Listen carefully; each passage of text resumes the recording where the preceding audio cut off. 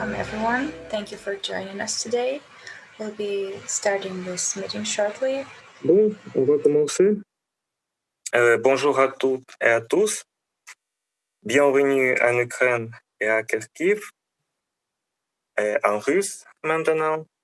Меня зовут Вадим Мирошниченко. Я представляю Харьковскую государственную академию культуры, кандидат культурологии. Сегодня у нас крайне важное событие, которого мы все давно ждали.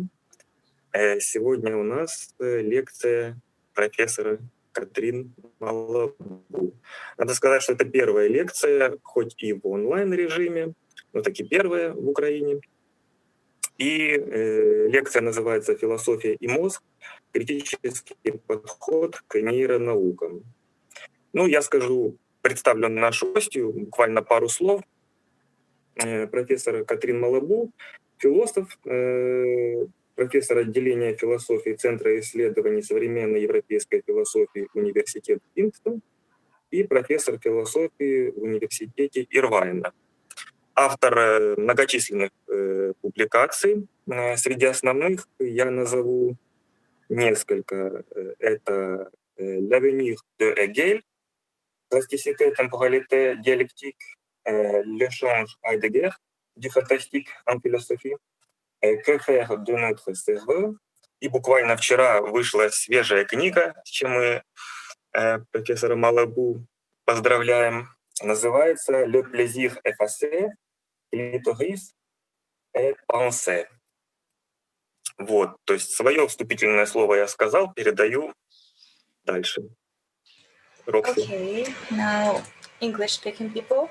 Hi, my name is Roxanne. I'm one of the hosts of this wonderful event. It's the first time that in Ukraine we were able to invite such a famous person, Katrin, who is a professor of philosophy at the Center of Research in Modern European Philosophy at Kingston University, UK, and University of California, Irvine. And this is a great honor because it's really the first time that such a great modern philosopher is giving a lecture in Ukraine, and we are doing the facilitation. Лидия Владимировна скажет несколько слов в начале. З удовольствием. Я хотіла б привітати всіх онлайн присутних и сказать буквально несколько слов о том, что все, что касается сегодняшнего вечера, начинается со слова «впервые». Впервые замечательная философиня Катрин Малабу, ученица Гегеля, Хайдеггера и Деррида, читает лекцию в Украине по приглашению украинских коллег. Впервые наше молодое интеллектуальное комьюнити «Партизаны культуры» делает международную акцию столь широкомасштабную, что в ней соприсутствуют 4 языковые традиции: франце, English, украиномовна и русскоязычная традиция.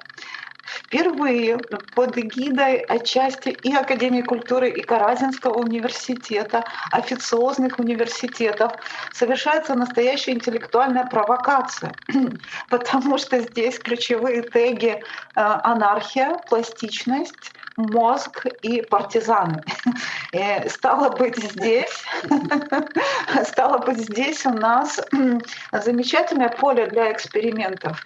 И я в который раз убеждаюсь в том, что да, в мире есть географические границы, и именно из-за них идут кровопролитные войны, но в пространстве ментальном, в пространстве философии, в пространстве мысли границ не существует. И я желаю всем приятного вечера, интеллектуального драйва, хорошего настроения и настоящей жаркой дискуссии. Всем хорошего настроения. Спасибо, Лидия Владимировна Стародубцева, профессор кафедры медиакоммуникаций Харьковского национального университета имени Каразина. Ну что ж, теперь мы можем... Заведующая кафедрой. Заведующая кафедрой, да. Ну что ж, теперь мы можем начать, да? Thank you so much, Vadim and Roxanne and the translators. I'm very, very pleased to give this talk. Okay, so I decided to present something on the geography of the academia today, the frontiers of the different disciplines. So, well, I will talk about that. And I will start by saying that the frontiers between the humanities and scientific disciplines have to be redrawn. This because the accurate concept of what a frontier is currently being elaborated and articulated by science and not by any of the domains that constitute the humanities any longer. Science is gradually becoming a discourse on frontiers, on limits, thus depriving the humanities of their own content or task that use precisely to be a reflection upon frontiers, borders, and limits. Of course, I don't intend to talk about science in general or humanities in general. And even if I'm certain that this new elaboration of the concept of frontier and of limit is common to mathematics, physics, medical science, etc., I will focus on one field where this re-elaboration is the most visible and spectacular, that is biology, and more specifically, neurobiology. The future of any kind of discourse or discursive practice, be it philosophical, literary, or scientific, is linked with what I call the plasticity of its limits and frontiers, with their ability to receive new forms from the outside, and conversely, their capacity to bestow new forms on other discourses. It appears that the humanities and continental philosophy in particular are not fully able to think accurately of their own plasticity any longer. Consequently, a renewed dialogue with neurobiology has become necessary. If the humanities want to resist the threat that weighs on them, they are often, as we know, characterized as useless, unproductive, and they have seen their budget totally reduced in the last previous years. So if we want to avoid them to be swallowed or eaten alive by neuroscience without even being aware of it, such a dialogue is an emergency.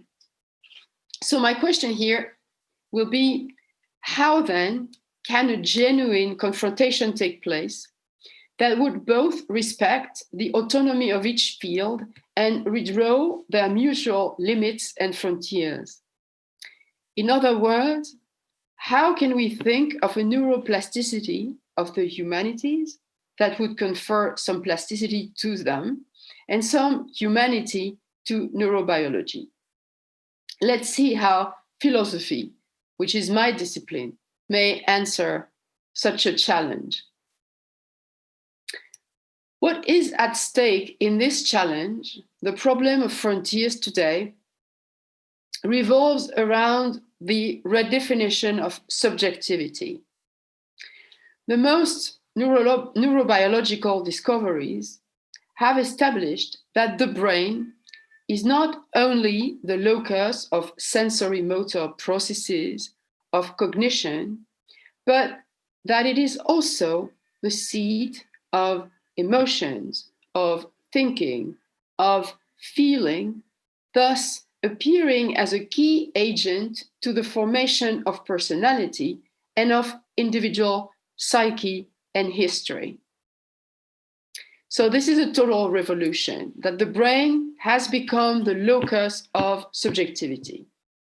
The problem is that most of the neuroscientific approaches to this new redefinition of the brain, let's call it the subjective brain.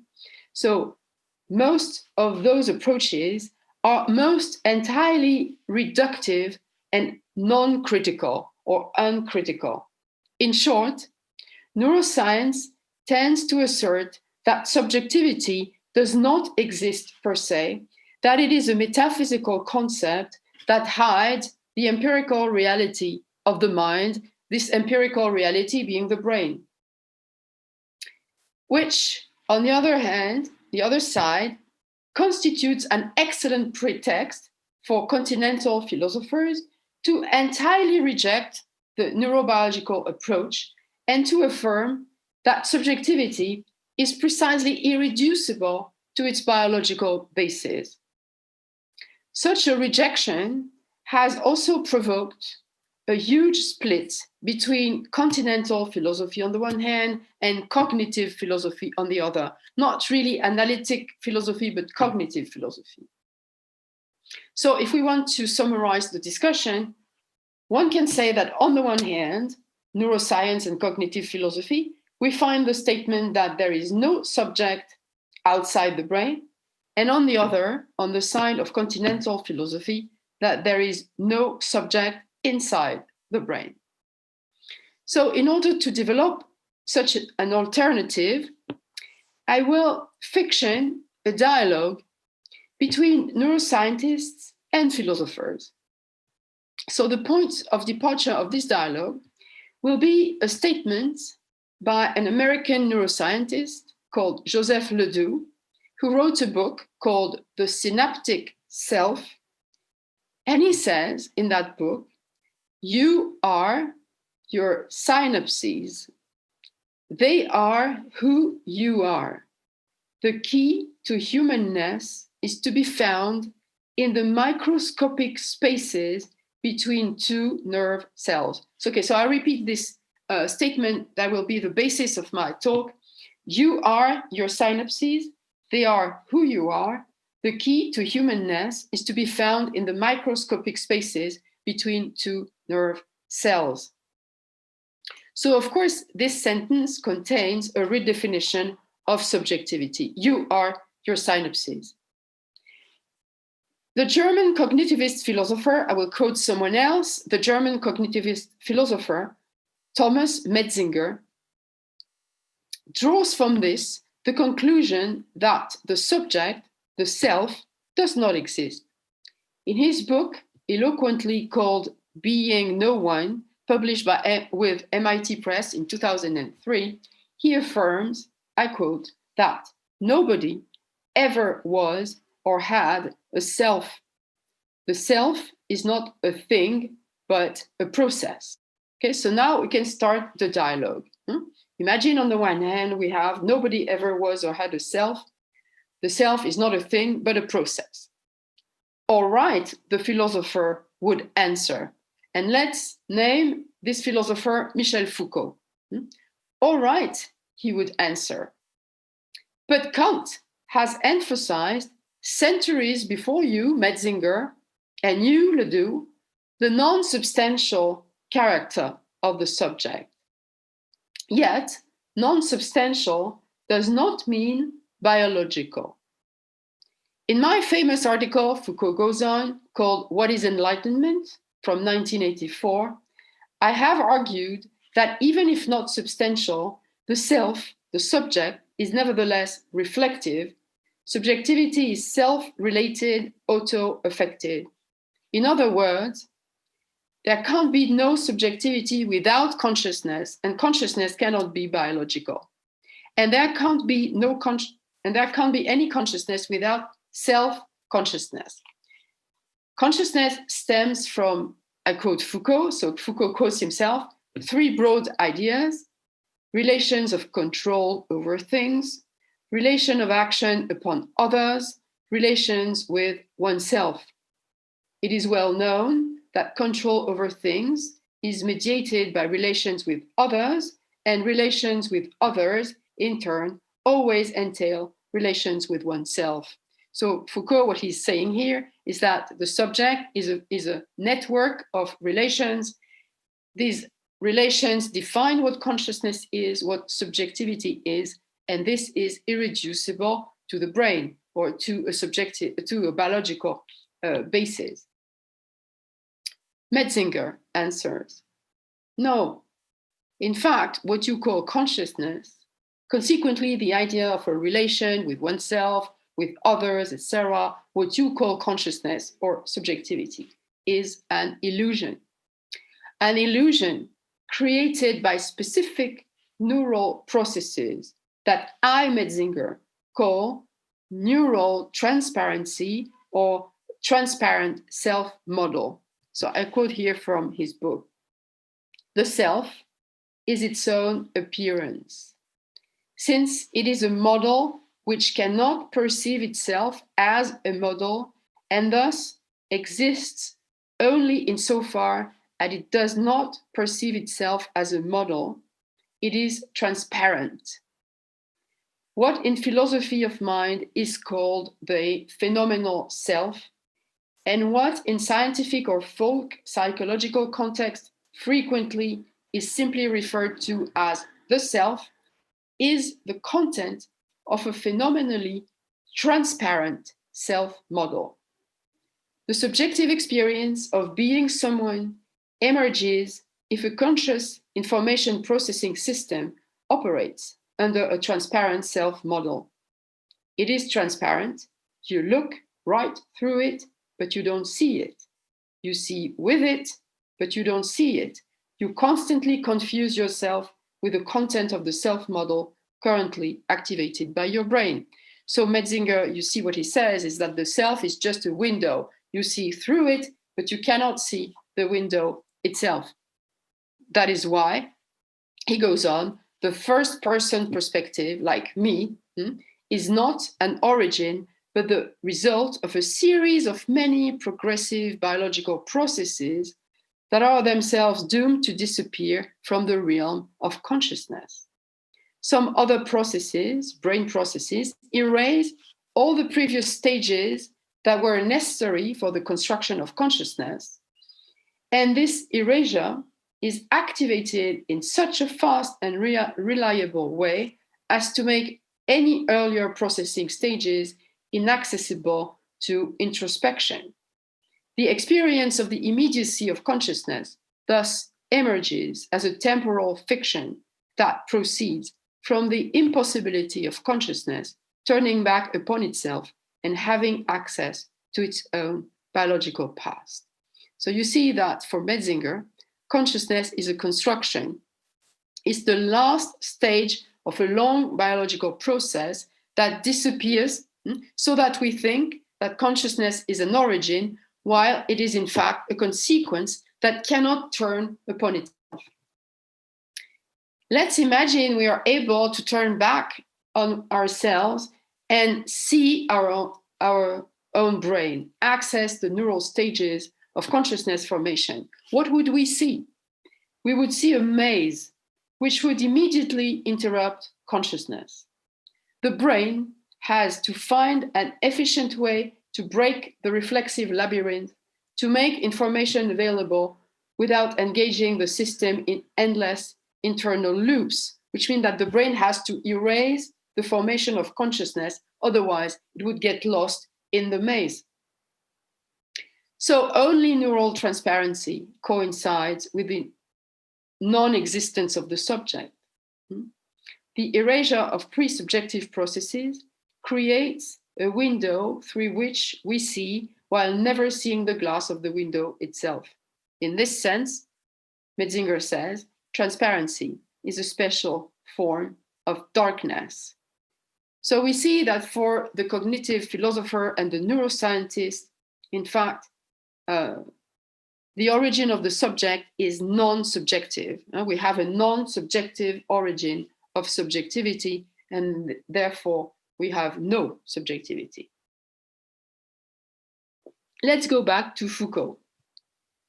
It might be true, Foucault would accept to say, but it does not mean that the subject cannot construct itself out of its absence of origin. Precisely, critique, in the Kantian sense, coincides, Foucault says, with the constitution of the self as an autonomous subject. To state that subjectivity might depend upon empirical and biological data amounts to arguing that the self is heteronomous, which means that it cannot be politically consistent. And this has to be strongly challenged by philosophy. What Foucault says, and many philosophers, what they say is that subjectivity is a political category, which leads Foucault to affirm that critical philosophy today has to produce what he calls a historical ontology of ourselves that sets the agenda for a political resistance to normalization. The historical ontology of ourselves has to provide answers to the following issues. I quote Foucault: how are we constituted as subjects of our knowledge? How are we constituted as subjects who exercise and submit to power relations? How are we constituted as moral subjects of our own actions? The critical ontology of ourselves has to be considered not certainly as a theory, a doctrine, not even as a permanent body of knowledge that is accumulating, but as a practical and political re-elaboration of the concept of freedom. Foucault says, this critical ontology of ourselves has to be conceived as an attitude, an ethos, a philosophical life in which the critique of what we are is at one and the same time, as a work carried out by ourselves upon ourselves as free beings. So here you see that what the philosopher answers Metzinger is that, yes, it might be true that the subject does not exist per se, that it is just a biological effect, but nevertheless, this effect can be transformed. It can be self-formed, self-molded in a political direction. The subject, in other words, has to invent itself.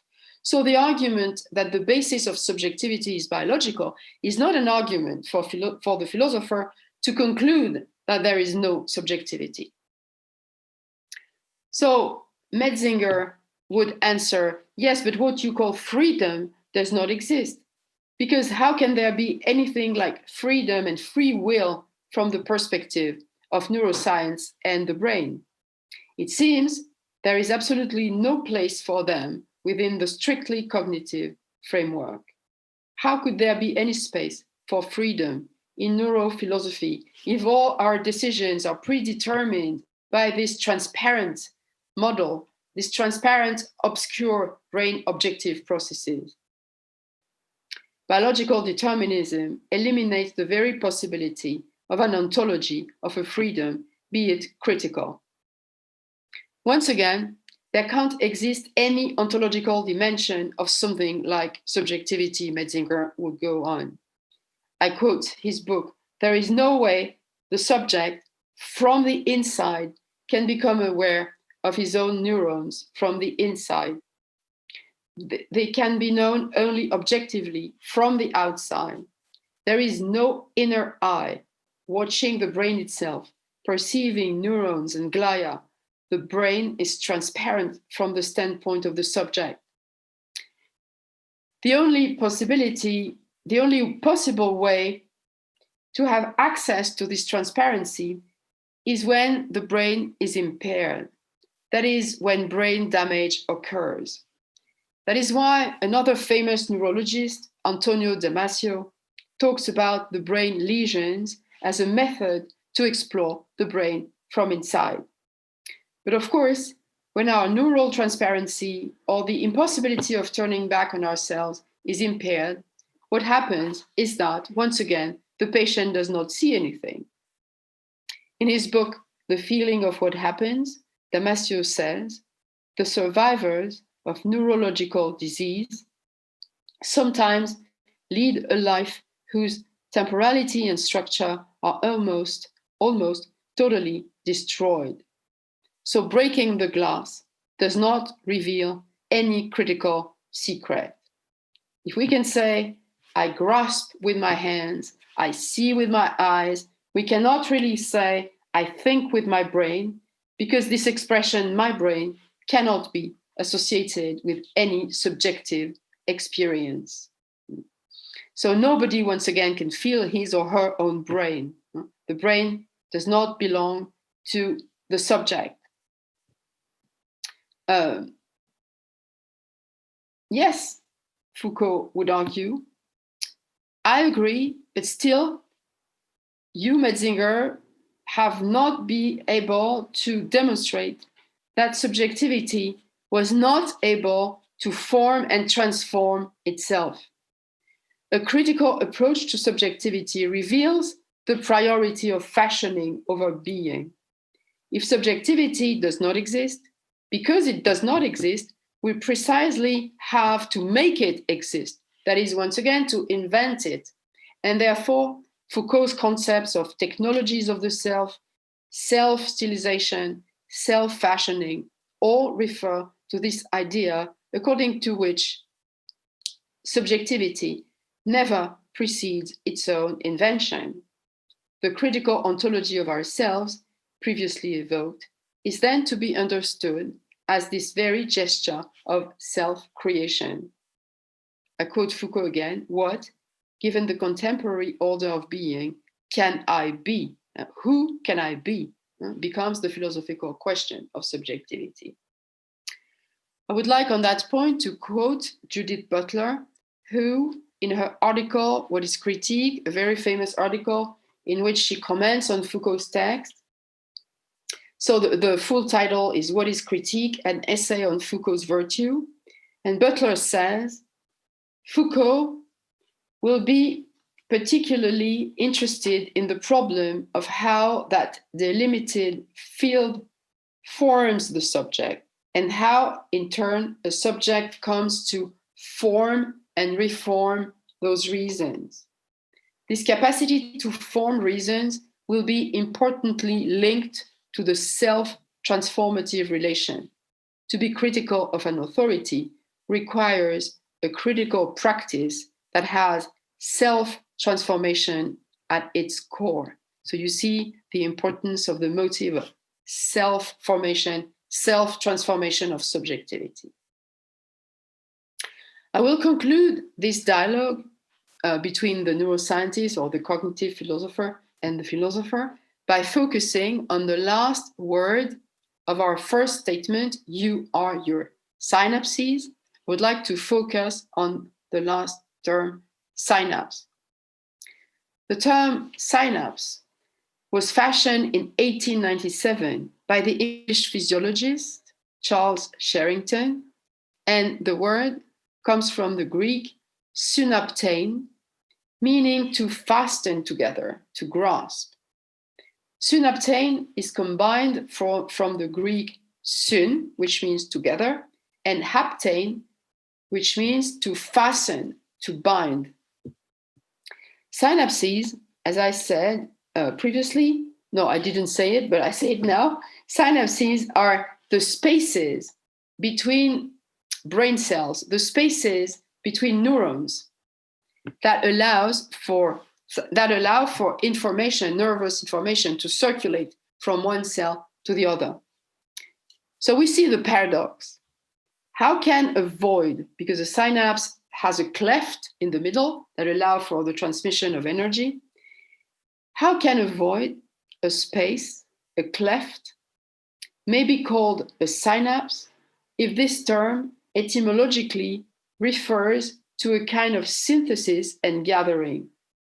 How can such a space, which separates two neurons, be considered a channel of communication between other cells that make possible all brain functions, including perception, memory, emotion, and thinking, the sites of storage of information, including information that is encoded by our genes and also by our experiences and our memories. From this synaptic organization, Metzinger would say it proves that subjectivity does not exist because the brain is made of holes, of gaps, and so no subject can emerge from these gaps. And Foucault, on the contrary, would say this is the proof that subjectivity is plastic and has to invent itself out of these holes. So now I would like to come back in the last moment of this talk. I would like to come back to the initial question, which is the geography of academic disciplines today. In his book called University Without Condition, another philosopher, Jacques Derrida, affirms that the future of the humanities depends on how we determine and dwell upon the very border between their inside and their outside. I quote Derrida, he says, "On this border, the university must therefore negotiate and organize its resistance." So clearly, Derrida assimilates the future of the humanities with their capacity to politically resist and create new borders between the inside and the outside. Announcing what the future of the humanities should be, Derrida adds, "The new concept of the humanities," I quote, "should include, in his view, law, legal studies, as well as theory in general, an original articulation of literary theory, translation theory, philosophy, linguistics, anthropology, psychoanalysis, and so forth." So, in his view, if humanities had to redraw their frontiers, they should include all these disciplines, linguistics, anthropology, psychoanalysis, and so forth. Yet, and this is my view, it is unclear how these new crossings, insofar as they take place only within the humanities, could allow for a new interdisciplinary knowledge. How could they give way to a genuine formation of plastic borders between the inside and the outside? Because we notice that in Derrida's list of discipline, science is missing. Furthermore, although he speculates that, I quote, "departments of genetics, natural science, medicine, and even mathematics will take seriously in their work itself the question he has just evoked," Derrida does not give any specific indications or information about this concern. A genuine, engaged dialogue with science is not even evoked. So for them, for Derrida and for Foucault, but also for many continental philosophers today, as I said in the beginning, biology and neuroscience have no place, have no right to be part of the humanities. They have to remain outside. On the other hand, it is true, I don't know if they exist in Ukraine, but I'm sure they do. In many countries, new disciplines have emerged called neurohumanities. However, in my opinion, they do not answer the challenge properly either. I mean, this is not the good way, in my view, to redefine the frontiers of humanities. In an article called Literary Brains, Neuroscience, Criticism, and Theory, published in April of 2014 in a journal called Literary Compass, it is a professor of literature, Patrick Hogan. He writes, well, he defines the so-called neurohumanities. And he says, and I totally agree with him, the neurohumanities are largely traditional fields of humanistic study, prominently including literature and related arts, such as film, that have taken up findings or methods of neuroscience to advance their research. It is probably too early to undertake a survey of research in neuroscientific literary criticism and theory. However, there is considerable interest among literary scholars in the possibilities for such criticism and theory, and there are many areas of neuroscientific research that have begun to be incorporated into literary study or are likely to do so in the near future. So he says in the humanities, we see these new disciplines emerging, like neuro-humanities. This said, he goes on, he notices that the body of work in neurohumanities is very limited because much of the work that has been done falls into the broad category of what he called correlational criticism, which is often the initial phase of a new theoretical approach to literary analysis. So what is correlational criticism? It consists when a critique takes one neuroscientific concept and finds parallels for its elements and principles in literature. For example, Proust's treatment of memory might be seen as anticipating that of some neuroscientists, as in Lehrer's widely read book, Proust was a neuroscientist. So he says most of the time, if I summarize, most of the time, what does neurohumanities study? They take a concept, a neural concept like memory, nervous system, brain, etc., and they apply it to a body of literary work, like Marcel Proust, the French writer Marcel Proust, for example. So they just transfer a neurobiological category to the domain of literature or film. So in film studies now, you have a lot of courses on the neurobiology of cinema, that is what happens in the brain when we see images, etc. So I don't think this is the good answer either. So on the one hand, we have a kind of blindness on the side of the humanities or on philosophers like Derrida. We have a kind of blindness to anything that comes from neuroscience.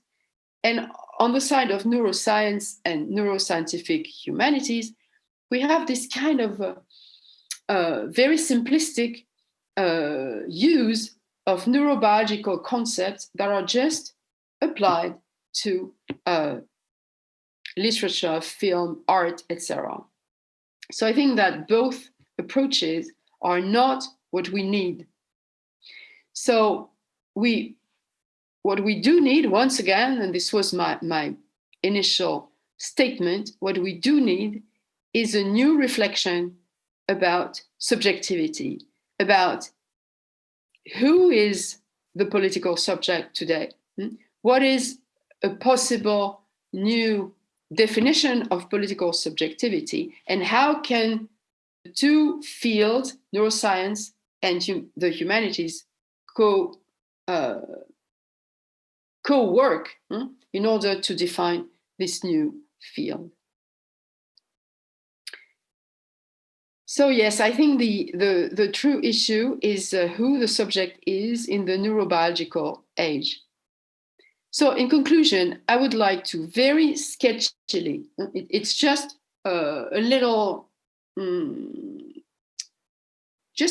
gesture like that. I just launch an idea and then we can discuss this idea. I would like to just sketch a possible change of approach to the humanities neuroscience problem. I'm sure you have noticed that the internal frontiers of the humanities have seen a profound change during the last 30 years, give or take, with a growing insistence of post-colonial thinking. Post-colonial studies, decolonial studies, Black studies, to name but a few, and of course we could include gender studies as well in many respects. So post-colonial studies, decolonial studies, Black studies, etc., are now recognized as actual disciplines, and this has provoked a profound shift within the disciplines of the humanities. But it is a striking fact that the issue of the relationship between the brain and consciousness and subjectivity is very seldomly addressed in the way post-colonial studies are taught in the academia. No one talks about the importance of the brain and the relation between the brain, consciousness, and subjectivity in post-colonial studies. And yet, when one reads a book like Black Skin, White Masks, of course, the famous Fanon's book, we see that Fanon declares the emergence of a new science that he calls sociogeny.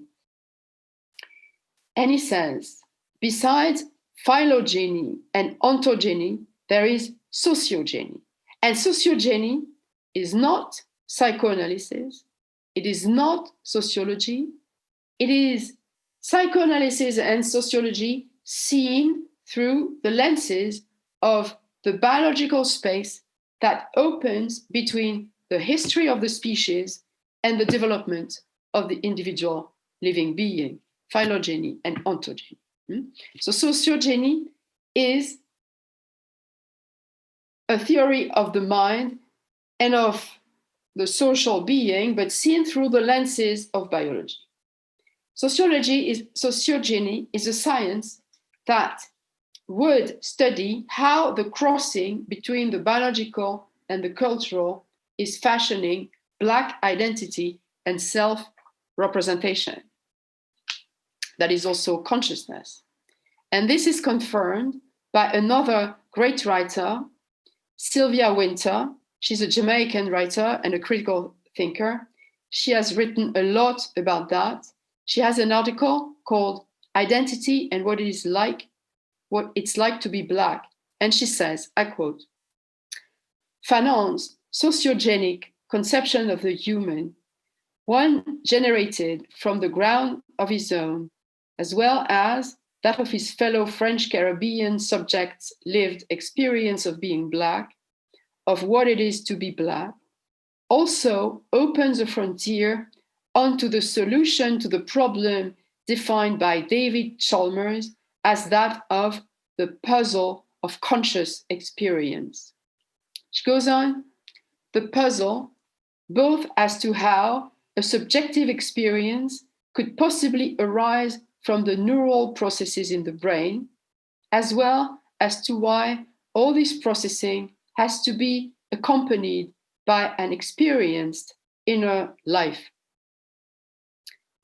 Against the reductionism of the physicalistic thesis, which proposes that mind of consciousness is simply what the brain does, Chalmers puts forward the hypothesis of the existence of as yet uncovered fundamental laws that are specific to the phenomenon of conscious experience. So I'm sorry for this long quote, but in brief, she says that the identity or what it is to be Black should open a frontier, so you see the notion of the frontier, between conscious experience as processing from the brain and inner life. So it should be like a synapse between biology and culture.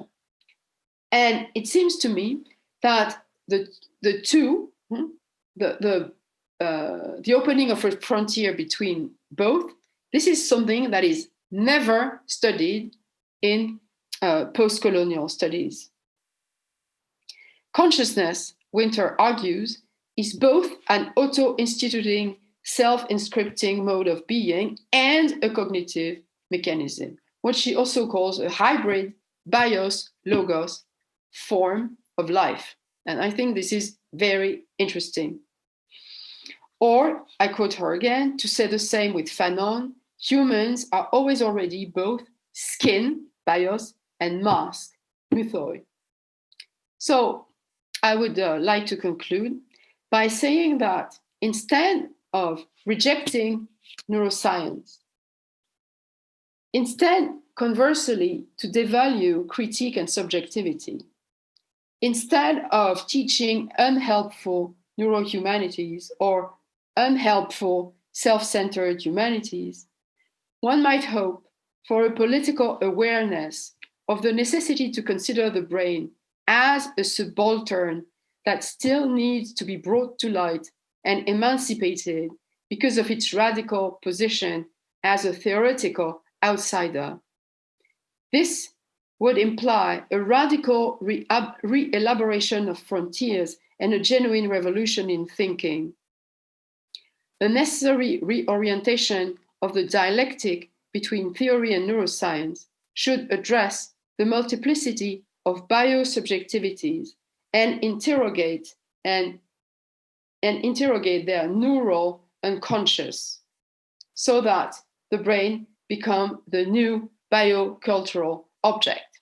Okay, thank you for your attention. I hope that was audible and clear.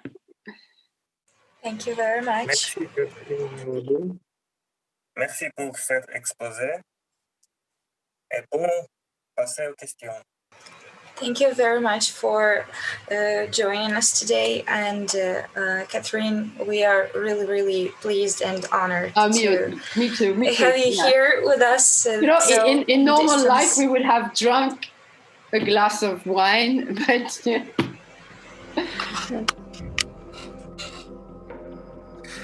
Ну что, друзья, спасибо всем, кто с нами сегодня был. Особо, конечно же, огромное спасибо Катрин Малабу за прекрасную лекцию, за содержательные ответы на вопросы. Спасибо Роксане за терпение, Лидии Владимировне, Игорю, ну и всем, кто был, кто присоединился к нам. Я надеюсь, это не последняя наша встреча. Thank you, thank you. Thank you so much. Bye bye. Thank you very much. Yes, yes, beautiful. Thank you, thank you. Thank you, goodbye. Чуть-чуть. Goodbye, goodbye. Thank you, goodbye. Bye. Thank you, goodbye. Thank you, goodbye.